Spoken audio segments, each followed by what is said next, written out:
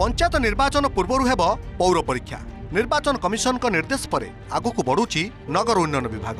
घोषणा होइतिबा नुआ एनएसी एवं पौरपालिकार सीमा निर्धारण एवं संरक्षण नहीं चिठा प्रस्ताव प्रकाश पाई। नजर पकांतु भद्रक जिलार दुईटी नुआ एनएसी धुसुरी एवं तिहिडी पाई प्रकाश पाइथिबा चिठा प्रस्ताव उपरे। उभय एनएसी रे 14 लेखाएं वार्ड रहिबो, जा भितरु 8टी वार्ड संरक्षित हेबो। धुसुरी रे जनसंख्या 10,349 रहिथिबा बेले तिहिडीर जनसंख्या 13,805 रहिछि।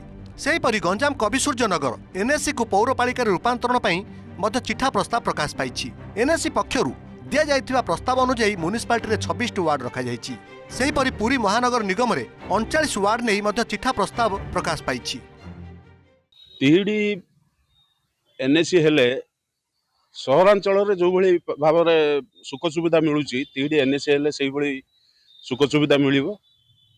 तेणु करी आमे अंचलवासी हिसाब रे आमे बहुत खुशी अछु जे कि तिहिडी एनएसी होची।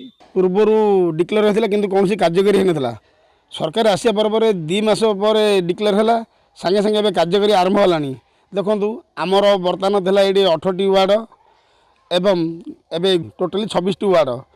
आशा समस्त आशा अच्छी म्युनिसिपालिटी है भितर भल कार्यकारी हम। ये जो रिजर्वेशन ऑफ सीट्स करा जाइए बा जो डिलिमिटेशन वार्ड्स सेटा केते युक्तियुक्त बा केते ग्रहणीय सेटा लोक मानकर मतामत को लेकर फाइनली इलेक्शन कमिशन को आम जनइबू और इलेक्शन कमिशन तार फाइनल निष्पत्ति लेके 31 मार्च भीतर जनइले आम सेटा पब्लिक सुना।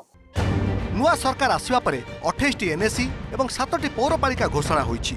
आ घोषणार 6 मास भितरे ए सब स्थान रे निर्वाचन हेबा नै राज्य निर्वाचन कमिशन चिठी लिखिबा परे आगको बढ़ुछि नगर उन्नयन विभाग। गत 12 तारिख रे ए सब विज्ञप्ति प्रकाश पाइथिबा बेले 10 दिन भितर आपत्ति अभियोग देबाकू निर्देश दिया जाइछि।